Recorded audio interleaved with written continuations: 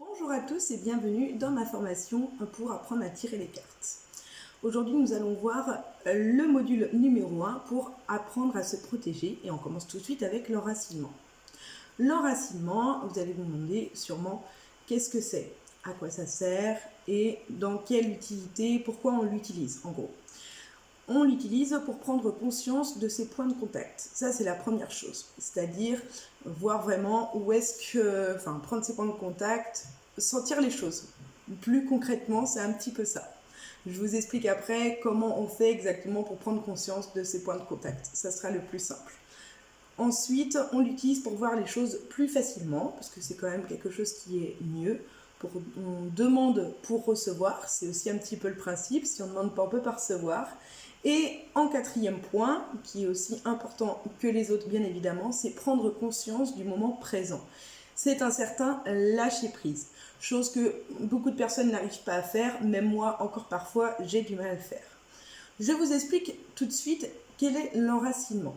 Un enracinement, comme je vous ai dit, c'est prendre conscience de ses points de contact. Alors la première chose que je vais vous demander, on peut le faire en étant debout ou assis, ou même couché si vous voulez. Le mieux, c'est quand même de le faire en étant assis. À chaque fois que vous allez tirer les cartes, vous allez voir la différence si vous faites l'enracinement et si vous ne le faites pas. La première chose est de rester assis, de poser les pieds bien à plat sur le sol, les mains sur le support. Si vous êtes dans un fauteuil, vous pouvez les poser sur vos genoux, peu importe comment vous êtes installé. Si vous êtes allongé, il n'y a pas de souci aussi. Dans ce cas-là, posez vos mains sur directement le matelas à côté de vous. Une fois que vous êtes dans cette position, que vous êtes bien installé, donc le dos droit, hop, vous allez faire un exercice, c'est-à-dire que vous allez prendre conscience de vos points de contact. Moi, ce que je vous conseille, c'est de le faire en fermant les yeux, parce que je trouve que c'est plus facile pour imaginer un petit peu les choses. Donc là, je le fais en laissant les yeux ouverts, bien évidemment, mais ensuite, je les fermerai, bien sûr. Enfin, pas maintenant, mais quand je le fais moi, je les ferme. Donc la première chose à faire, c'est de, comme je vous ai dit, poser bien vos mains à plat, être bien positionné, vous sentir à l'aise tout simplement, et vous allez fermer les yeux. Vous allez prendre conscience de la surface qui se passe sous vos mains, donc sentir la paume de vos mains contre la table. Vous allez sentir vos pieds bien ancrés dans le sol, donc bien posés sur le sol. C'est pour ça que je vous demandais de les mettre bien à plat. Et vous allez également faire la même chose pour vos fesses, tout simplement, qui sont posées sur la chaise, sur le lit, sur un fauteuil. Donc bien ressentir toutes les parties de votre corps. Si vous avez le dos, ce qui n'est pas mon cas, je suis toujours un peu courbée, collé contre le long de votre dossier de chaise, c'est la même chose. Il faut bien ressentir ce contact avec directement le dos de la chaise. Ça, c'est la première chose, prendre conscience de ces points de contact. Une fois que vous avez fait ça, vous allez vous imaginer, donc comme je vous ai expliqué, il va falloir pas mal d'imagination, mais vous imaginez comme si dans vos pieds, sous vos pieds, qui sont posés contre le sol, vous aviez des racines, comme un arbre. Vous voyez bien, un arbre, il est ancré dans le sol, il a des racines qui vont dans la terre, dans le sol. Vous allez vous imaginer exactement la même chose. Donc vous fermez les yeux et vous imaginez que sous vos pieds, juste sous vos pieds, il y a des petites racines qui essayent de sortir de vos pieds, petit à petit. Puis, une fois qu'elles sont sorties de sous vos pieds, elles vont entrer à l'intérieur du sol. Elles vont traverser toutes les couches terrestres qu'il existe, que ce soit de la terre, de la pierre, de la roche, peu importe la surface et la texture, elle va traverser absolument toutes les surfaces. Les petites racines continuent d'avancer dans le sol et de transpercer le sol. À un moment donné, les petites racines vont rejoindre le noyau de la Terre. Le noyau de la Terre, cette boule rouge de feu qui est énorme, cette petite racine va venir la rejoindre. Et comme une petite prise électrique, elle va venir se brancher au noyau de la Terre. Une fois que vous avez bien imaginé vos petites racines se brancher au noyau de la Terre, il vous suffit d'imaginer que cette couleur rouge du noyau remonte par vos petites racines, doucement. Elles vont remonter les racines petit à petit, puis traverser le sol. Une fois qu'elles ont traversé le sol, elles arrivent au niveau de vos pieds.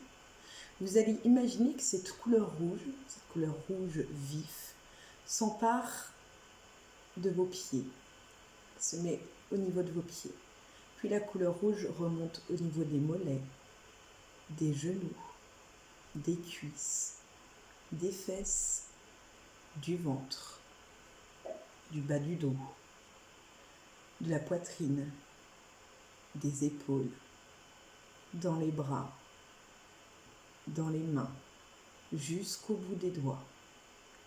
Elle monte dans le cou, dans le visage, les joues, les oreilles, les yeux, la tête, le front, jusqu'en haut. Laissez cette couleur rouge du noyau de la Terre vous emmener jusqu'en haut. Imaginez-vous que vous êtes complètement imbibé de cette couleur rouge. Une fois que c'est fait, que vous avez absorbé toute cette énergie du noyau de la Terre, vous allez pouvoir tout simplement, en prenant votre temps et en restant dans la même position, ouvrir vos yeux. Vous allez rester tout simplement à regarder en face de vous, sans voir de couleur. Vous avez absorbé l'énergie de la Terre en vous. C'est un peu comme si vous aviez branché quelque chose, mais que vous ne l'aviez pas débranché. C'est prendre conscience du moment présent. C'est un lâcher-prise. C'est-à-dire que vous venez de prendre conscience que vous êtes ici et maintenant au moment présent. C'est-à-dire qu'il n'y a rien d'autre dans votre esprit, dans votre tête. Il n'y a que vous, que ce moment qui vous appartient, à vous et uniquement à vous. Tirez les cartes, donc l'enracinement, vous aide justement à être dans une situation de méditation. C'est-à-dire que lorsque l'on veut tirer les cartes, il faut vraiment être centré sur soi-même, savoir faire le vide en soi pour réussir à bien tirer les cartes avec les énergies qui nous entourent.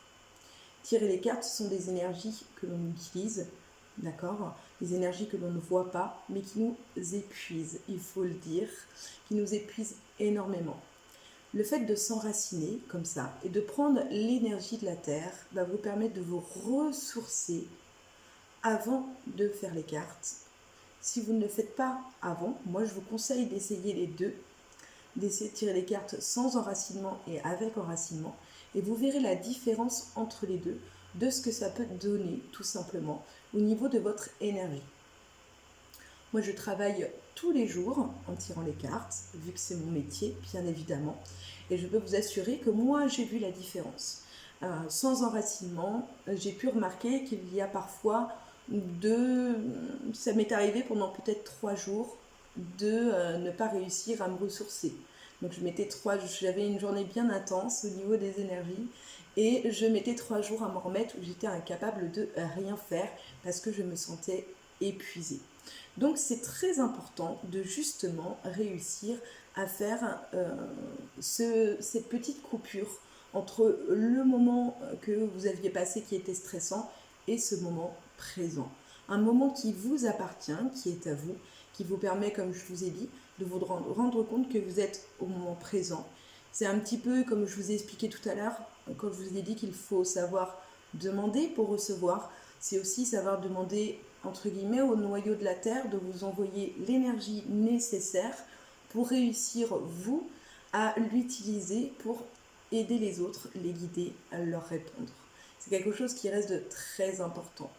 Du coup, il faut vraiment que vous arriviez à avoir ça en tête et à lâcher prise justement pour réussir à avancer tout simplement. La première chose qui est le plus important quand on tire les cartes, comme je vous ai dit, c'est l'enracinement. Il était important pour moi de commencer par cette partie-là. C'est une partie qui est très importante, qui fait partie du lâcher prise, qui permet de vous sentir bien, qui vous permet de vous sentir détendu, qui permet de souffler aussi, d'avoir un moment à vous, de lâcher prise, chose qui est très compliquée. Mais de tirer les cartes, c'est aussi réussir justement à avoir un moment de calme. Si vous essayez de tirer les cartes alors qu'il y a plein de choses dans votre tête, ça ne va pas fonctionner.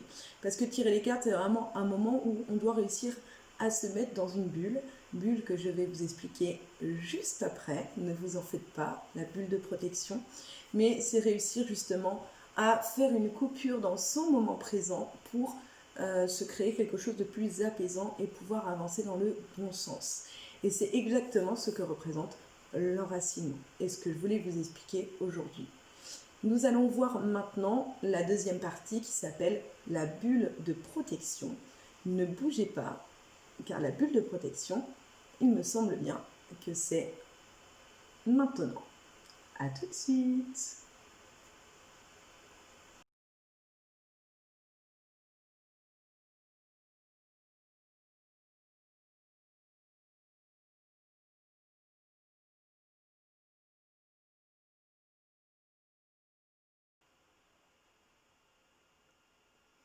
Et voilà, on se retrouve tout de suite avec la partie 2, donc la bulle de protection que nous allons voir ensemble. Nous venons de voir ensemble du coup l'enracinement et nous allons parler maintenant de la bulle de protection. La bulle de protection, qu'est-ce que c'est? Ça va être un petit peu le même principe que l'enracinement, sauf que là, donc, une fois que vous êtes bien enraciné, vous allez passer à la bulle de protection, donc toujours dans la même position, que ce soit assise, debout ou couché, si vous en avez envie.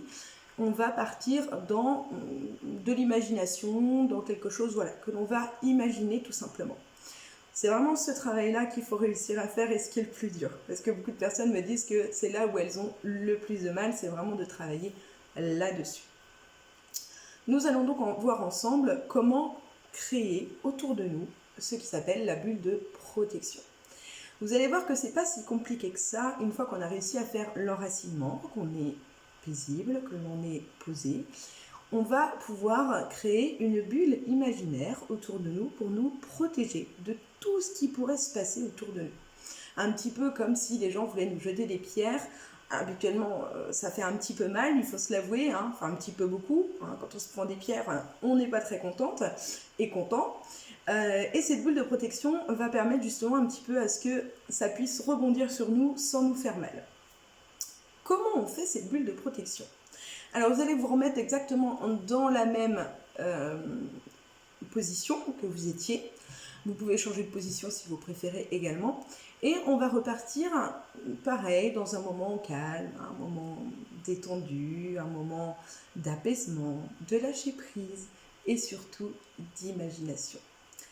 Vous allez cette fois-ci, encore une fois en fermant les yeux, vous avez toujours vos points de contact, vous êtes toujours installé confortablement, vous vous sentez bien, vous respirez calmement, voilà, avec des respirations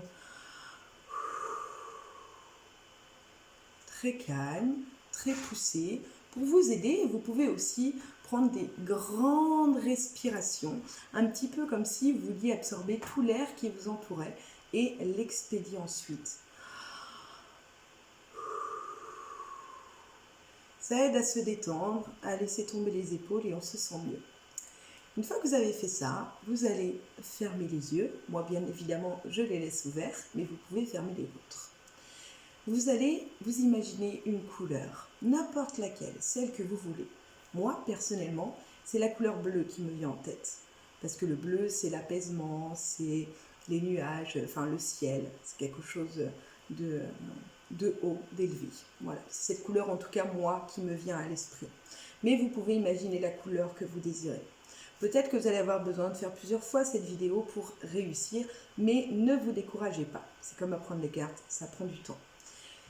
Vous positionnez bien vos mains, vous fermez vos yeux, vous respirez calmement. Et cette fois-ci, vous allez imaginer qu'il y a une lumière, une petite lumière, autour de vos pieds, de votre peau, tout autour de votre peau. Un petit peu comme une lumière, comme un rayon qui vous entoure. qui est collée à votre peau. Juste une lumière. Moi, j'imagine la couleur bleue qui entoure mon corps. Il y a partout cette couleur bleue qui éclaire un peu comme un néon. Et cette couleur bleue qui est partout sur mes doigts, mes mains, sur mes bras, mes épaules, mon visage, ma poitrine, mon ventre, mes cuisses, mes fesses, mes genoux, mes jambes, mes pieds qui m'entourent. Je vais la pousser un peu comme une bulle de chewing-gum. Cette lumière qui est collée sur moi, je veux qu'elle grandisse. Je vais donc souffler, et plus je vais souffler, et plus cette bulle va s'élargir, va grandir et s'écarter petit à petit de mon corps.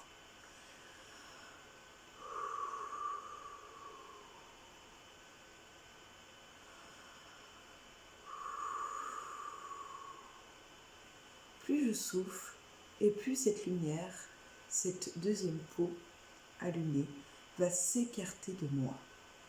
Je vais faire en sorte de souffler jusqu'à ce que cette lumière soit à 1 mètre ou 2 mètres, même 3 mètres de moi, devant moi. Qu'elle soit assez grande devant moi, qu'il y ait l'espace, que je puisse me sentir libre de mes mouvements, en toute sécurité. Je vais donc continuer de souffler pour la pousser. C'est ce maître qui est devant moi.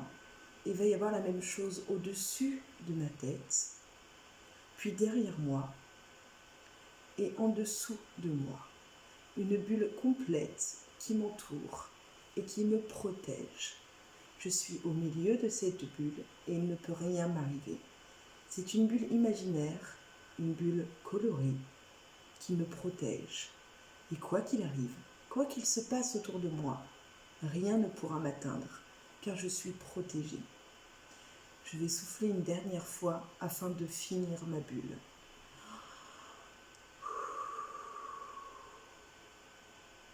Une fois que vous vous sentez prêt, que vous voyez bien ces bulles autour de vous, vous allez pouvoir ouvrir les yeux doucement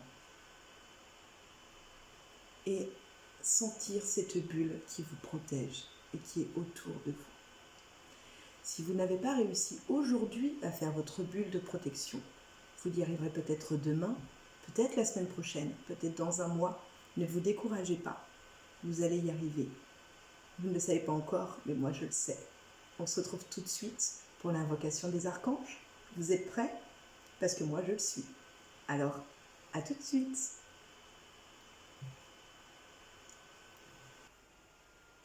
Coucou tout le monde, on se retrouve du coup pour toujours le module numéro 1 pour apprendre à se protéger, et cette fois-ci on va parler des archanges. Les archanges, ce sont des guides donc, qui sont là, comme c'est noté du coup, pour vous guider, pour vous aider à savoir dans quel chemin vous devez aller. Il y a un archange par signe astrologique, donc c'est assez simple. Là-dessus, il suffit de connaître votre signe astrologique et vous arriverez à retrouver votre archange. Il y en a plusieurs, du coup.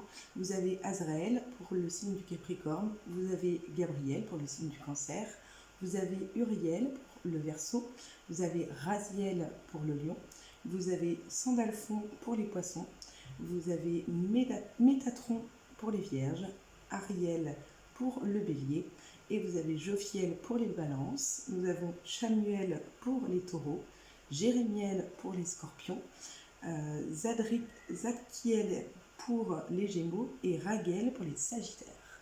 Donc ça, ce sont tous les petits noms que vous avez pour votre signe astrologique. Et il suffit ensuite de faire une petite invocation, c'est-à-dire une petite prière pour demander à ce qu'il vous aide. Donc c'est des petites prières qui sont simples, vous pouvez vous inventer votre propre prière, entre guillemets. C'est une demande qu'il faut faire soit à voix haute, ou alors une prière que vous faites dans votre tête. C'est quelque chose d'assez simple, de structuré et de basique. Vous pouvez reprendre la mienne, que j'ai fait, directement, ou en faire une pour vous-même. La mienne est Archange, moi c'est Raziel, donc Archange Raziel, aide-moi à me protéger, aide-moi à protéger ma maison, ainsi que mon consultant, de toutes les entités négatives et moments négatifs. Je te serai reconnaissante de m'apporter ton aide pour que je puisse continuer d'aider les autres en toute sécurité. Merci Raziel de ton aide. Voilà, on a quelque chose d'assez simple, d'assez épuré. Cela veut absolument tout dire. Il n'y a pas de complications. Je vous remercie et je vous retrouve tout de suite pour l'invocation de son ange gardien. A tout de suite. Je vous retrouve tout de suite pour l'invocation de son ange gardien. Même principe, vous allez voir, c'est exactement la même chose, sauf que cette fois-ci, c'est par rapport à votre date de naissance. Par rapport à sa date de naissance, on va avoir justement un ange gardien qui nous est attribué. Je vous donnerai la liste si vous la désirez, sinon vous avez juste à marquer ange gardien sur internet, ange gardien avec date de naissance, et vous allez retrouver assez facilement. Parce que sinon, ce serait beaucoup trop long de tous vous les mettre ici. Et nous allons repartir sur exactement la même petite demande, sauf que cette fois-ci, on parle de l'ange gardien. Donc le mien, c'est réel. Donc ange gardien réel, aide-moi à me protéger. Aide-moi à protéger ma maison, ainsi que mon consultant de toutes les entités négatives et les moments négatifs. Je te serai reconnaissante de m'apporter ton aide pour que je puisse continuer d'aider les autres en toute sécurité. Merci réel de ton aide. Vous pouvez reprendre la mienne avec le nom de votre ange gardien, bien sûr, ou créer le vôtre.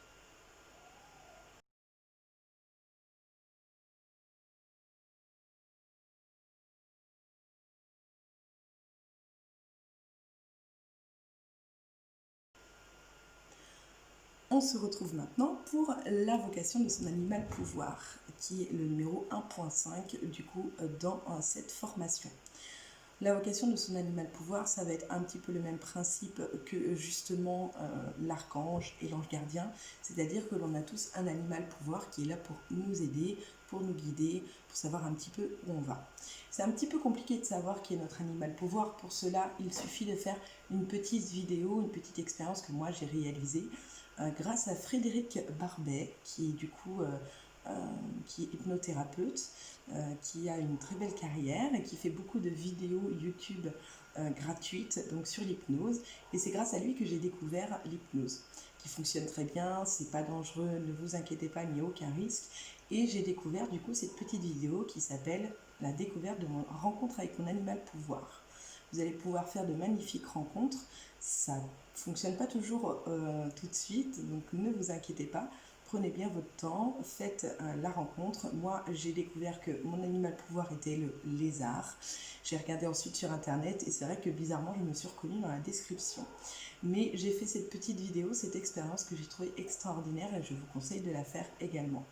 Et du coup, il faudra faire exactement la même chose au niveau de la demande, c'est-à-dire vous reprenez exactement la même demande, la même petite prière, sauf que cette fois-ci, vous mettez le nom de votre animal pouvoir, bien évidemment, c'est le but.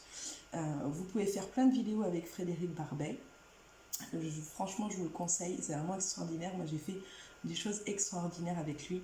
Donc, je vous conseille réellement de le suivre et de faire ces petites vidéos qui, je vous rappelle, sont vraiment sans danger. Vous pouvez y aller, faites-moi confiance. Donc, je vais vous mettre le lien directement sous la vidéo. Et sinon, n'hésitez pas à me redemander et moi, je vous donnerai. Si vous voulez en parler de votre expérience, vous le pourrez aussi. Ce sera toujours avec un grand plaisir, bien évidemment. Je vous laisse sur cette petite note et on se retrouve tout de suite pour savoir comment protéger sa maison, qui est quelque chose de très important et on va se pencher un peu plus là-dessus. Je vous dis à tout de suite.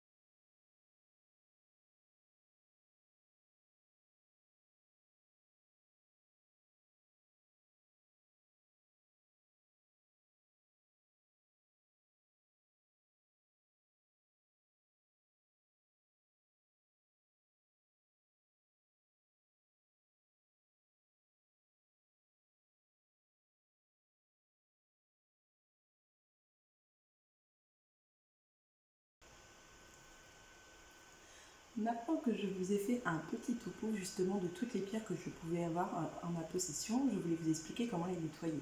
Premier, vous pouvez les nettoyer au sel, donc c'est très utile, vous les mettez à l'intérieur de gros sel généralement et ça les nettoie. C'est la première chose. La deuxième, c'est l'eau. Vous pouvez utiliser l'eau, donc moi généralement j'utilise l'eau du robinet, mais vous pouvez aussi prendre de l'eau déminéralisée, c'est au choix, mais généralement ça les nettoie bien. Généralement je laisse 24 heures pour les nettoyer. Donc après c'est vous qui choisissez. Après tout dépend de la pierre aussi, faites attention à ça. Regardez bien.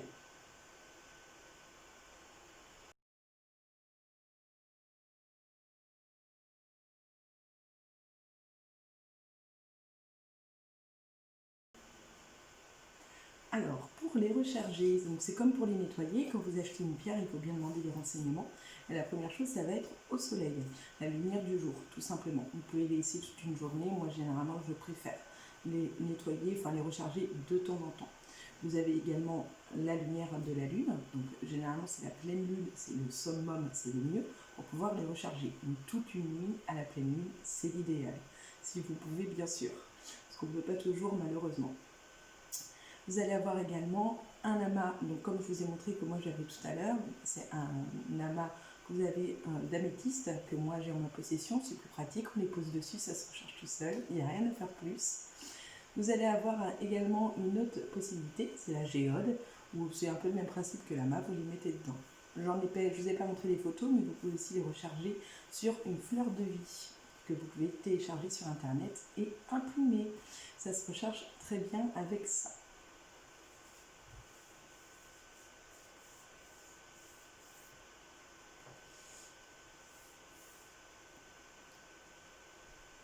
Alors, comment protéger sa maison? Il y a plusieurs possibilités. En premier, on prend de l'encens, comme vous voyez juste ici, de l'encens tout simplement à brûler. Ça peut être bien de le faire juste avant de tirer les cartes. Moi, je l'utilise beaucoup celui-là. Je trouve que c'est top. Ça nettoie un petit peu la maison et c'est très pratique pour pas qu'il reste d'entité. Vous avez également le gros sel que vous pouvez poser dans les coins de votre pièce. Les coins, c'est le mieux de toute façon pour poser le gros sel, parce que c'est là qu'il y a des passages. Vous avez également l'eau bénite, donc même principe, suivi de quelques gouttes. Dans les coins, vous avez aussi la bougie blanche qui représente la sérénité, la paix, tout simplement, que vous pouvez juste allumer avant de tirer les cartes. Ça vous permet de protéger la maison et vous-même également. Vous avez aussi la possibilité d'utiliser des petites choses comme ça, ce sont des résines naturelles. Donc vous avez celui-là, vous voyez, c'est des sels de gemme. Donc je vous montre en plus gros sur la vidéo pour que vous voyez un petit peu mieux. Il suffit de les allumer avec un petit truc comme ça et du charbon noir. Il suffit de le poser directement dessus et de l'allumer. J'ai également celui-là qui est l'oliban du Soudan.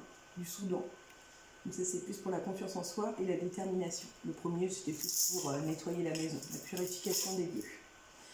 Et ça fonctionne très bien. Attention, celui-là je sais qu'il sent très très fort et vous pouvez le faire une fois de temps en temps. Vous n'êtes pas obligé de le faire tous les jours. Ça c'est important de s'en souvenir. Le plus important c'est de se sentir à l'aise chez soi et vraiment de nettoyer son lieu. Et j'utilise donc la dernière méthode qui est très importante. Je vous l'ai mis en plus gros. J'ai un petit bol tibétain qui est juste ici. Et ce qui est juste ici, celui-là il est tout neuf. C'est de la sauge et cèdre que vous pouvez utiliser. Donc pour cela, il suffit de l'allumer. Attention, ça fait beaucoup de fumée. Je vous conseille d'ouvrir les fenêtres et les portes.